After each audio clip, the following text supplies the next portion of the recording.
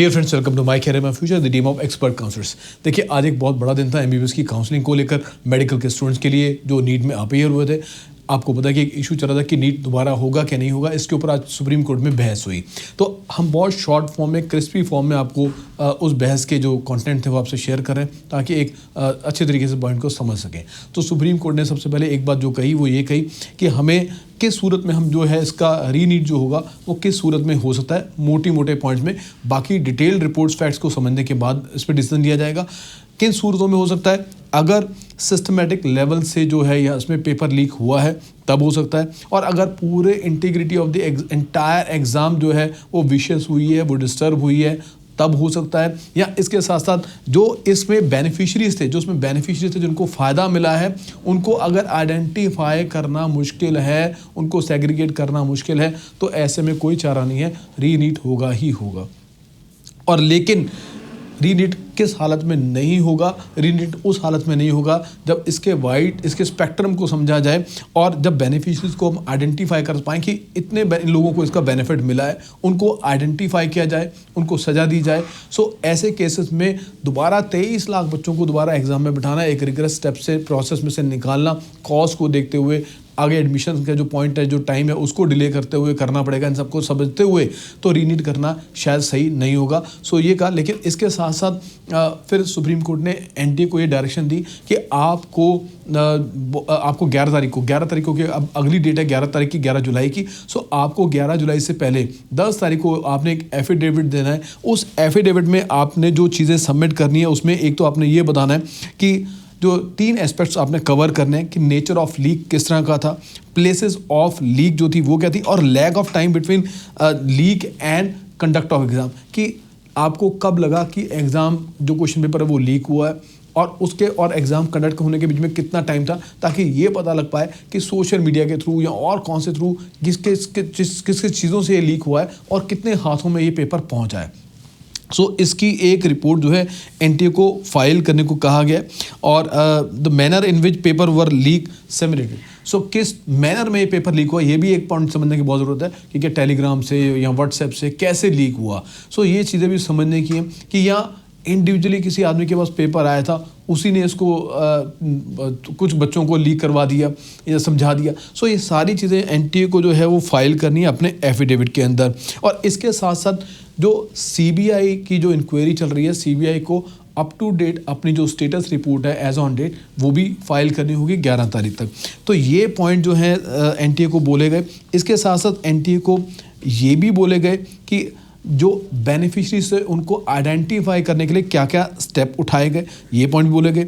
इसके साथ साथ ये भी बोला गया कि आपको जो है टेबलेटेड चार्ट बनाना है। आपको जो टेबलेटेड चार्ट ये बनाना है कि जितने भी इंडिविजुअल, क्योंकि वहाँ पर बहुत सारे पटिशनर थे जो अलग अलग पटिशन लेके बैठे थे। किसी को पटिशन ये थी कि किसी को टाइम नहीं मिला, या किसी के यहाँ पर उसको मार्क्स कम मिल गए, ज़्यादा हो गए। तो उन सबको ये बोला गया, उन सारे पटिशनर को ये बोला गया कि आप अपनी पटिशन जो है वो इनको ईमेल कर दें। बाकायदा 2 ईमेल आईडीज़ दिए गए कि, या बाकायदा उन लोगों को नाम बताया गया कि इन लोगों को आप अपनी पटिशन जो है वो अपनी फॉरवर्ड कर दें।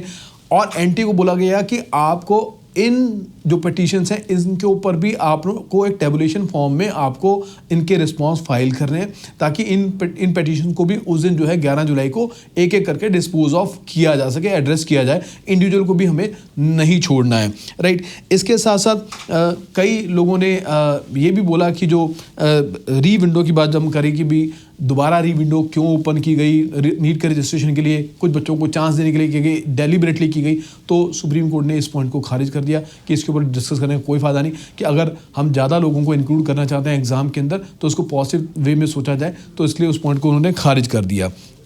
लेकिन इसके साथ साथ सुप्रीम कोर्ट ने एनटी को ये भी बोला कि आप ये भी बताएं कि जो फ्यूचर कोर्स ऑफ एक्शन में फ्यूचर में ऐसी चीज़ें ना हों, तो उसके लिए आपने क्या कदम उठाए हैं। आपको एक कमेटी फॉर्म करनी चाहिए लर्नड लोगों की, जो इससे जुड़े हों, ना भी जुड़े हों, लेकिन जिनको इस बारे में इन चीज़ों की नॉलेज हो, एक्सपीरियंसेस हो, उनको भी आप उस कमेटी में ऐड करें। और अगर आपने कमेटी बना ली है तो आप उस कमेटी के बारे में भी उस दिन आप डिस्कस करें। जैसे कि आप ऑलरेडी जानते हैं कि एनटीए एक कमेटी ऑलरेडी बना चुका है, सो उसके बारे में भी उन्होंने बोला 11 को आपने इसके बारे में जवाब देना है। और इसके साथ फिर पेटिशनर को कुछ पॉइंट बोले गए कि पेटिशनर जो हैं, क्योंकि बहुत सारे अलग अलग पेटिशन्स थी, तो उनको बोला गया कि आप अपना एक नोडल हेड जो है आप चुन लें, कौन जो है आपको लीड करेगा, राइट। सो आप लोगों को जब आप चुन लेंगे तो आप लोगों को एक 10 पेज की पिटीशन आप लोग तैयार कर लें। आप 10 पेज की एक पिटीशन तैयार कर लें, उस पिटीशन को फिर जो है हम सुनेंगे। और ये भी बोला गया कि जो पिटीशनर हैं, सुप्रीम कोर्ट ने जब समन किया तो ये भी बताया कि पिटीशनर्स को 2 रीजंस हैं जिसकी वजह से लगता है कि पेपर लीक हुआ। एक तो जो ये जगह जगह जो FIRs की जो रिपोर्ट आई, पटना से आई या गोधरा से आई या और जगह से आई, उसकी वजह से।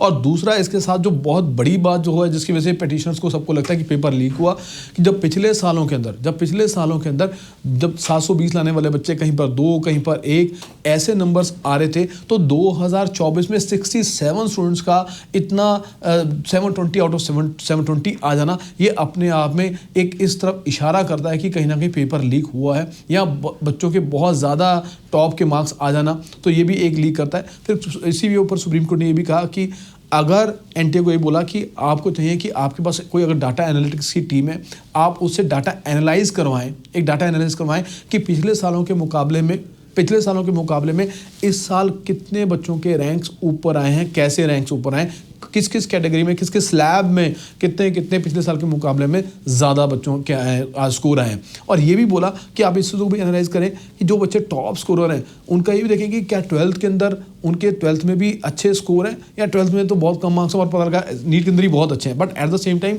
CJ ने ये भी कहा कि कई बार ऐसा भी होता है, क्योंकि ये चीज़ें ऐसी हैं जो हम 100% चीज़ों के साथ नहीं कह सकते। कई बार बच्चे ऐसे भी होते हैं जो 12th पर कम फोकस करते हैं और नीट पर ज़्यादा फोकस करते हैं। लेकिन हर एस्पेक्ट पर ध्यान रखने के लिए NTA को बोला गया कि अगर आपके पास कोई अच्छी डाटा एनालिसिस की टीम है, या आप किसी को आउटसोर्स कर सकते हैं, किसी रिसोर्स से ये चीज़ें जो है प्रिपेयर करवा सकते हैं, लेकिन आपको ऐसा एक फॉर्म भी आप एक ऐसे टेबलेशन फॉर्म में भी इस डाटा को आप सबमिट करें। सो इस तरह की बातें जो हैं सारी रखी गई। इन सारे फैक्ट्स को देखने के बाद, क्योंकि सुप्रीम कोर्ट ने दोनों ही बातें कहीं कि हमें ये भी देखना है कि एग्ज़ाम की सैंक्टिटी जो है अगर डिस्टर्ब हो रही है, अगर विशेस हो रही है, डैमेज हो रही है, तो हमें रीनीट करवाना पड़ेगा। लेकिन अगर लगता है कि इसका दायरा बहुत कम है, तो फिर 23 लाख बच्चों को परेशान करने की ज़रूरत नहीं है, दोबारा रीनेट करवाने की ज़रूरत नहीं है। लेकिन इस सब की कंक्लूजन पे पहुंचा जाएगा 11 जुलाई को, जब दोबारा इनके ऊपर आर्गूमेंट्स होंगे। सो हम कोशिश करेंगे कि ऐसे क्रिस्पी शॉर्ट फॉर्म में आपको अपडेट देते रहें जो भी पूरी डिस्कशन हुई होगी कोर्ट के अंदर। सो चैनल से जुड़े रहिए और चैनल को ज़्यादा से ज़्यादा सब्सक्राइब भी कीजिएगा, वीडियो को शेयर भी कीजिएगा, ताकि ये इन्फॉर्मेशन सब स्टूडेंट्स तक पहुँच पाए। Thank you very much for watching this video. Stay connected.